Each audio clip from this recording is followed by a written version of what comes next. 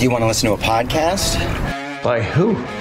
Georgia GOP Congressman Doug Collins. How is it? The greatest thing I have ever heard in my whole life. I could not believe my ears. In this house, wherever the rules are disregarded, chaos and mob rule. It has been said today, where is bravery? I'll tell you where bravery is found and courage is found. It's found in this minority who has lived through the last year of nothing but rules being broken, people being put down, questions not being answered, and this majority say, be damned with anything else. We're going to impeach and do whatever we want to do. Why? Because we won an election. I guarantee you, one day you'll be back in the minority and it ain't gonna be that fun. Hey everybody, hope all is going well on this Wednesday. In just a minute, as I promised last week, I'm going to get into taking shifting the gear down a little bit. We're going to go into a study on communication. And I'm going to take this from Scripture. As most all of you know, I'm a pastor, I'm a chaplain, Air Force. Faith is very important to me, but also it's the life lessons that you can gain from Scripture that I believe can actually apply. And the other week I was going through even before Easter, going through and reading and having what I call my quiet time. And I came across a passage, a very familiar passage to many. It may not be familiar to you, and I will not, I'll make sure that you understand the context and everything else. So in case you are not familiar with it, I want you to understand the story. The story is a biblical story, but it's a story that I think if we relate to it, can actually give us some help in our everyday communication and how we do in leadership. So in just a few minutes, we're going to get to that. This is, again, an incredibly busy week. We've had a lot of things going on around the world that are still concerning. It is just the state of play in the world economy. And let me just touch on this for just a minute. Folks, we're going to get, I'm going to have some, in the next little bit, I'm trying to get some folks lined up right now to discuss the currency situation. And I'm not talking about Bitcoin. I'm not talking about that. That's a whole digital issue that we've been talking about a lot here. But the baseline for the world's economy has been the U.S. dollar for 60 years, at least, if not more. We're getting into a position now, though, with China is moving across the world to buy and especially commodities such as oil, other things like that, with countries, and they're trading for the first time in yuan. The Chinese currency. We've seen this from Saudi Arabia. We've seen it from Brazil and a couple other places. The concern here is real, and we're not hearing a lot about this. Only a few stations are talking about it. Only mainstream media is barely touching on it. We're going to touch on it more here because it's something to be concerned about, that if you're looking at the standard of currency, you've got to understand that with the dollar gone and then everybody sort of uses whatever currency they want. Think about it, the old feudal days of each country having their own system, nobody being on a standard. This could get interesting, and it also, though, takes away from the United States' economic power as well. So we're going to talk about this days come, but start reading up on this as we go forward. I want you to not be aware. And the Biden administration, again, I think has led to a lot of this through just really poor economic choices here in the U.S. and also the lack of involvement in foreign affairs across the globe. And we're going to I think we're paying the price for that as we go forward. But right now, getting ready to have a lesson on leadership, a lesson on communication, and we'll be right back with that in just a minute. Hey, everybody, you know about Legacy Precious Metals. Legacy Precious Metals, you hear from them. We talk once a month. We talk about Legacy Precious Metals, talking about precious metals being part of your portfolio, how they're your navigator. Well, now they're not only navigating in a new way, they're actually giving you a new way to buy gold and silver. In fact, Legacy Precious Metals has developed a revolutionary new online platform that allows you to invest in real gold and silver online. In a few easy steps, you can open an account online, select your metals of choice, and choose to have them stored in a vault or shipped to your door. I'm more of a ship to my door kind of person. I enjoy having them with me, but they can do it either way, and you can now do it online. It gives you real access to a dashboard where you can track your portfolio growth in real time, anytime. You'll see transparent pricing on each coin and bar. This puts you in complete control of your money. This platform is free to sign up for. Just visit legacypminvestments.com and open your account and see this new investing platform for yourself. Gold hedges against inflation and is against a volatile stock market. A true diversified portfolio isn't just more stocks and bonds, but a different asset class. This platform allows you to make investments in gold and silver, no matter how small or large, with just a few clicks. Remember, do as I have done. Go to legacypminvestments.com and get started today. And now you've got a new tool to help you along in your investments. Hey folks, My Pillow is excited to bring to you their biggest bedding sale ever. For a limited time, you're going to get the Giza Dream bed sheets for as low as $29.98, a set of pillowcases for only $9.98, and rejuvenate your bed with a My Pillow mattress topper for as low as $99.99. $99.99. Get a mattress pillow topper. Look, they come in all sizes. They got all kinds of stuff. Blankets. They've got duvets. They got quilts. They got comforters. They got body pillows. They got bolster pillows. They got all that big discounts. And also, they're extending their money-back guarantee for Christmas until March 1, 2023, making them the perfect gift for your friends, your family, and for everyone you know. Folks, and just from a personal note here, I have the Giza Dream Sheets. They're on my bed right now. I slept on them last night.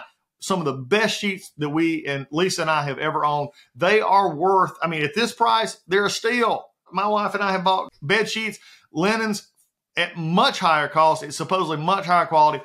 These from My Pillow are at the highest of quality, and at a price like this, you can't beat it. So go now to mypillow.com, use promo code Collins, COLLINS, or call 1-800-986-3994, and you'll get huge discounts on all the My Pillow bedding products, including the Giza Dream bed sheets for as low as $29.98, and get all your shopping done while qualities last. And remember, put in that promo code Collins for these discounts. All right. I grew up and listening to people and learning, and just to let the listeners out there know, I'm an audible learner. If you tell me about things, I'm much better at it than if you wrote it out. Now I do okay with written instructions, and I'm fine with it. It's just that visual aspect. But for me, it's the visual and audible style of learning that is the key. For me to actually comprehending something. So for instance, if I watch somebody do something, I can typically pick it right up. If I do the directions, it takes me I get it done, but I also then have to visualize each step of the direction. So again, everybody processes differently. This is completely normal. Think about it right now in your own life. How do you actually learn? Do you prefer to read something and learn it, which I do a lot out of books, or do you prefer to watch a video? Today's generation, this is completely becoming the dominant of the Z and millennial generations, is you watch something on YouTube and then copy it. My son, Copeland, my oldest son, went to work and was repairing small engines. And I asked him one day, I said, because he never, really went to a small engine repair class or went anywhere to learn. And I said, how do you work on some of these engines? He said, well, Dad, he said, I just look at it. And he said, and then we got videos that we can watch. And it just blew my mind. I mean, again, I make no bones. I'm a beloved part of Gen X. I mean, I have my feet in the old world and I have my feet in the new world. But it just blew my mind that here was my son I'm very proud of, who was actually learning how to work on small engines by watching videos. Not the way I was brought up. Our videos were somebody showing you how to do it. And typically it was my dad said, I'm going to show you once, then you're going to do it. There's a plaque at the old Chicago hospital in the emergency room that said, and as far as learning, it says, watch one, do one, teach one. Watch one, do one, teach one. In other words, if you're out there, you watch one, then you do it, and then you teach it. And that really solidifies it. So out there, if you're looking to actually how you want to solidify learning in your life, the best way to go about it is to do it and then teach it. Teach it to somebody else, because when you're teaching it to somebody else, then you've got to have mastery of it yourself. So just a look there. One of the things growing up that I found out very quickly, there is a difference between hearing and listening. Hearing and listening. And many times this is something that gets us all in trouble. Because have you ever, and I hope you understand what I'm saying here, and if not, let me give you an example. How many times have you been in a conversation with someone, or maybe at a group table, and you hear the conversation is going on, and then somebody says, well, what do you think about that? And for a minute, you're caught because you've been hearing the sound, but you've not been listening to what was going on. It's a difference. I can hear many things. You can hear this podcast, and something will be going along, and you're driving, you're running, you're working out, whatever it may be, and then all of a sudden you hear something and say, wait, what did Doug say? What did that guest say? And then you go back and listen to it. Hearing is simply the audible part that your ears hears, your brain recognizes that there's noise going on. Listening is taking that hearing, taking that noise, and then applying it into an actual understanding. And this is something that we've got to understand, because we're in a society today in which what is said is taken so literally at times, or so abstractly at times, or even out of context at times, that it is the thing that is getting people cancel cultured, banned. Things that may have been perfectly okay 2 weeks ago are now no longer okay. Part of the lesson that I want to give today comes from an old proverb out of the book of Proverbs. It says, "He who guards his lips guards his life, but he who speaks rashly will come to ruin." In other words, think about what you're saying. Too many times today, how many times have we known athletes, movie stars, politicians, church leaders, business leaders who say something without thinking and then end up regretting it because it either goes viral on a video, it gets reported, and sometimes, I know this is hard for all of us because we all like to have those moments in which we have downtime. Those downtime when we are not always watching everything we say. But as this proverb reminds us, is that if you speak rashly, you're going to come through, and you got to guard what your thoughts. You got to guard what comes out of your mouth. You got to guard those things to make sure that you're properly communicating. This leads me to the story, and then the lesson for today, if you would, and that is that in the Bible, in the New Testament, which is the Gospels, of which Matthew, Mark, Luke, and John, first four. John is the fourth.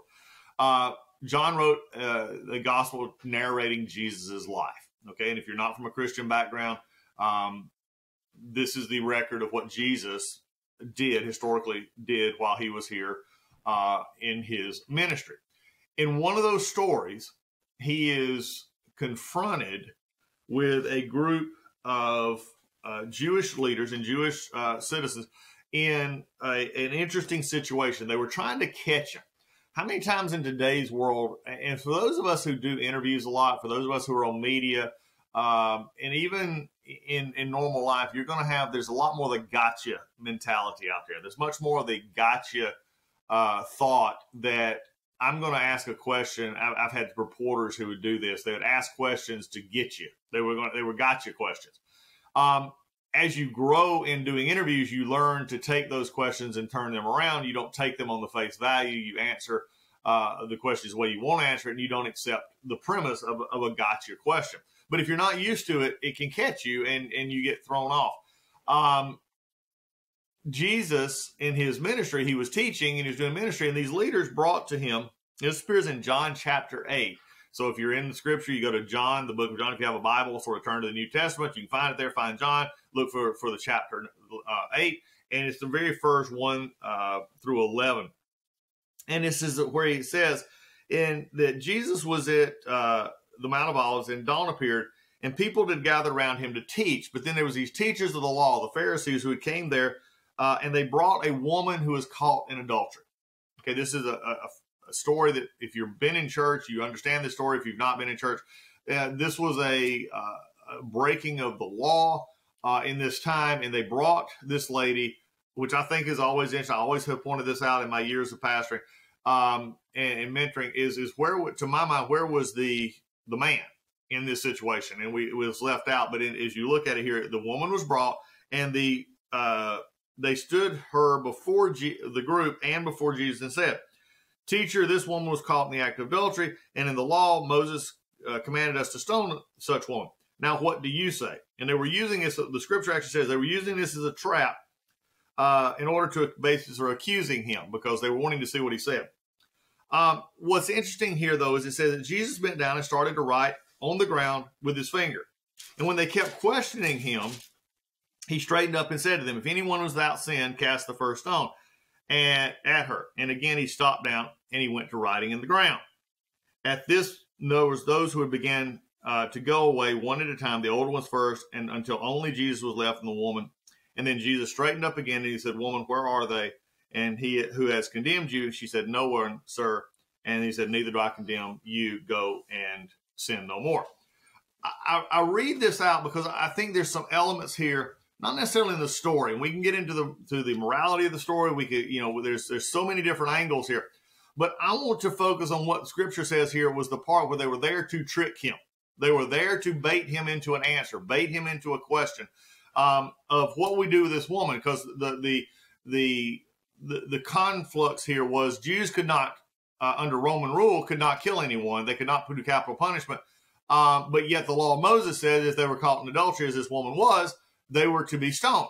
What they were trying to do is put him in a mix of saying he's either going to go against the Roman authority or he's going to go against the law of Moses. This was the trick.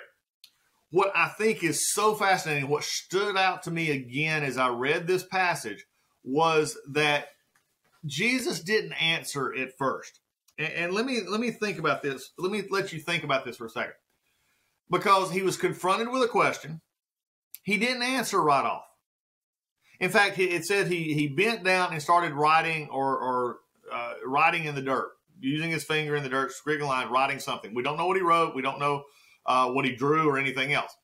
But what you take from that is that he took the question, he saw the situation, he paused, wrote in the ground, as the scripture says here, and they kept on questioning him for a moment. In other words, he wouldn't give them the answer at the moment they asked for it. Lesson number 1 in leading and listening and hearing. A leader must listen. And that means that they must understand what is being said to them. If you don't understand what a subordinate or someone who works for you, or even someone that you could run into contact on the side of the road who's asking a question, don't just answer without understanding. First rule of answering questions, first rule of working with employees, first rule of working with your family is you need to understand what's being asked of you. How many times have we got into it? And guys, we're the worst at this. I'm going to just put guys on the table first. I know some of you say that women are, but I'm going to say guys are, that we're real quick to hear something and respond to fix something, when if we'd actually listened to the question or listened to the conversation, we would realize that it wasn't up to us to maybe fix it or answer it. They were asking for, or venting, if you would, or not asking a pointed question, but they were asking for input. Listening to what is being said is the first aspect of understanding. What Jesus did here was he took the question. He didn't answer right off. He squatted down. He started writing in the dirt. It said they continued to ask him questions. As someone who's been in politics and been badgered by reporters on questions all the time, this is what happens, because we are an impatient people. If somebody doesn't answer us, we are like the toddler who says, I'm hungry, I'm hungry, I'm hungry, I'm hungry, I'm hungry, I'm hungry, feed me. And we're trying to communicate. And that is we want an answer. But sometimes the answer is not best given until we understood what is being asked. And I know this sounds simple to you, but just think about how many times in the last quarter, in the last 3 months, this has gotten you in trouble. It's gotten me in trouble. My wife would be talking. I was not listening. I was hearing. And then she said, she stopped, and I tried to answer. And I was like, I was way off base. I was not hearing. I was hearing, but I was not listening. So my answer came across and give me away. Here it is. I wasn't listening to her. And the first question that came out was, you're not listening to me. This gets us in trouble. So what Jesus did was he took time. He paused. He started scribbling in the sand saying, look, I'm pausing to take this answer. And then as they continued to answer the question, he did not let them push him into an answer he wasn't ready to give. Now, it said, after they continued, he said, then straightened up, and he said, and he made the famous quote, and many of you may have heard this, whether you knew it was a biblical context or not. It says, he who was out sin, be sure to cast the first stone. And then he stooped down again and wrote on the ground. Now, this to me was, it took me a moment to sit there and think about this. He was listening to what they were saying. He comprehended what they were saying. He understood the implications of what they were saying. Remember, they were trying to trick him here. The scripture had already told us this. So he understood that his answer was going to be scrutinized. And it was going to be scrutinized under the Roman law and under the Jewish law, and they were trying to get him at odds with one or the other. By listening and comprehending, he threw the question back at them and said, okay, fine. Well, you who is out first stone, without sin, cast the first stone. In other words, he took the question, took the premise, and turned it back on them. He did not accept the premise of their question. He made it about them, which is not about Roman law, not about Jewish law. But he said, what about you? And then he did what most of us can't do. You know, I've joked about this before. We have the right to remain silent. Most of us just don't have the ability to remain silent.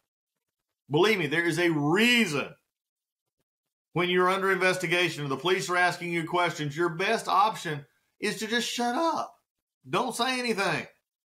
Let them, if they have a case, they're going to make the case. Don't give it to them for them. I have had clients after client who probably would have not been arrested had they not opened their mouth. So again, when we're talking about leadership here, how many times in your daily leadership, for those who are listening on this, whether it's a civic organization, a business, or you're in politics, or you're in media, wherever, answering questions without understanding the question is one of the biggest problems we have for people in these positions, because those answers will get used against you. So as we take this a step further, he stooped back down again. Here's where it really gets important. He answered the question and turned it on him. But he didn't try to follow up and make it, quote, better. How many times have we gave a great answer and then ruined it by continuing to talk? You know, we give the right answer. We say, no, son, here's what you need to do. And here's why I did it. And back when my day, by that point, the person who asked the question had turned you off. They were hearing, not listening. And your whole answer was ruined. What Jesus did here was he stopped again. This is a great learning and communicating technique. Say what you want to say and then stop. The biggest problem with most people in communication is you're scared of the silence. And this is in relationships, this is in business, this is in others.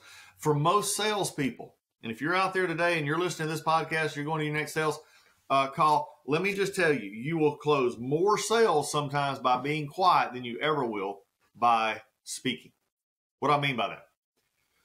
Ask for the sale and then let them think about it. Let the silence be on the one that is asked. So in Jesus' case here, he turned it on them and said, hey, he was at the first stone. Sin cast the first stone. And then he just shut up. He didn't name them. He didn't say, hey, which one of you is going to go first? Oh, I don't see any of you moving. No, he just let it go. He stooped back down, started riding the ground again. When you're selling something, you're on a sales pitch, you get to that sales pitch and say, sir, okay, I've laid this out for you, madam. I've laid this out. Here's what I think the best price is. What do you want to do? How many times have you been in a situation where if they're silent for a minute or they don't answer, you're afraid you're losing the sale and you start, well, let me just talk about this more. Let me give you a little more extra incentive here. No, let them respond. Let your child respond. Let your spouse respond. Let your brother, your sister, your in-laws, your dad, your mom, whoever it is, let them respond before you try to clarify. Because it could show that they didn't understand your question to start with, number one. Or number two, they understood it and they give you a different answer and it takes you down a different path. This idea that you have to carry conversations gets more people in trouble than anything else. And in leadership, and when we're dealing in leadership is about leading. Leadership, you have to listen. You have to hear. You've got to put both of those together to gain understanding. And this scriptural passage, he goes on and then he speaks to the lady. He finally, after they have all left, the older ones left first, they got it that he was on them, and left the woman standing there. Then he straightened up again and he asked her, who is it? Woman, where are they? Has no one condemned you? I mean, he asked the lady, they'd all left. So we're not talking about a short amount of time here. We're talking about, maybe 4 or 5 minutes where they had time to walk off. She was left by herself. I know this is hard.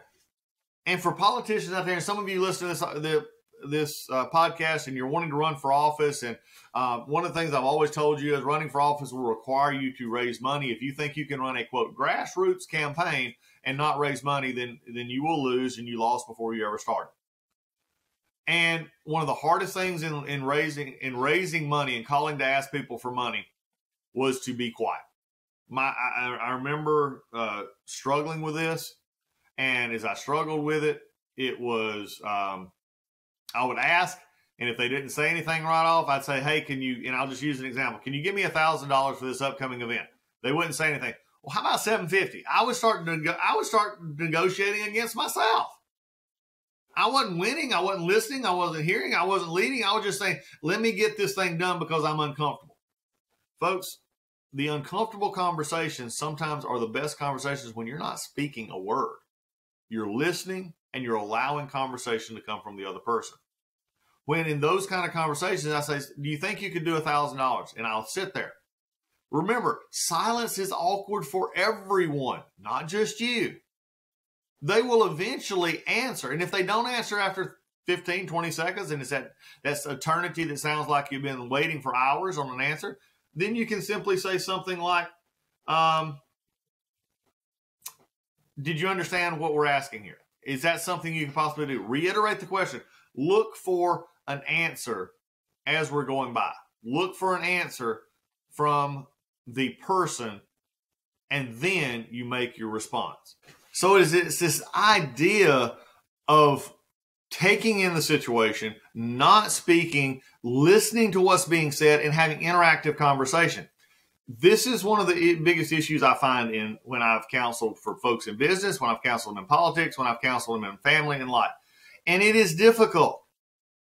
This is not hard. What Jesus is doing here is responding to what the leaders were trying to trick him into. But the reality is it's a lesson for all of us. He didn't talk over them. He didn't get in an argument with them. He didn't do anything except hear their questions, listen, formulate a response, and respond. And I think that is something that is so crucial in our relationships these days, is making sure that we are understanding that knowing what our conversations are, that in understanding the problem, understanding the issue, and then responding with educated assumptions, then we can actually have a better leadership role. We can have a better family role. We can have a better life role, because that then will have people say, he or she listens to me. And I can't think of a greater compliment than to have somebody just simply say, they listen to you. That's what we all want. We all want to be listened to. We all want to have a time in our life in which people listen to us, but you can't listen, understanding, not just hearing, without actually taking the time to process and understand what's being said. That doesn't mean that you take everything and you can't respond quickly or anything else. But when you're listening, you can respond because your mind is already formulating a response. Your mind is already, working on the conversation. But sometimes, especially in questions of work and family, there's a time when you just need to pause and say, okay, I hadn't thought of it that way. And you're thinking to yourself, okay, how do I best respond to this person who's asking me for something? And this is what I believe this lesson that we find here in the New Testament book of John, of Jesus dealing with this person this lady who was brought to him, committed in the act of adultery, and the trap that they were trying to lay for him. He overcame it by listening, not being pressured, formulating his response, giving his response, and then willing to wait through the silence to see what they'll say. This is life lessons that we all can learn from. So today, in your business, in your life, in your community, wherever it is, take the time to listen, take the time to process, take the time to respond, and then be willing to listen to the silence while the other person has to respond back. This is a lesson for sales. It's a lesson for business. It's a lesson for families. How many times could an argument be avoided if you simply listened to what was being asked, understood the situation, just like Jesus did here when he understood the situation, and then answered in a responsible fashion instead of answering in emotion, answering off the cuff, or not really hearing the question that's been asked. I can think of in my own life, and I can go back even, almost every day where I don't listen, and especially with Lisa, my bride, or with others, and she'll ask me something, and I typically do the husband mode, and I'll just answer without thinking about what I'm saying.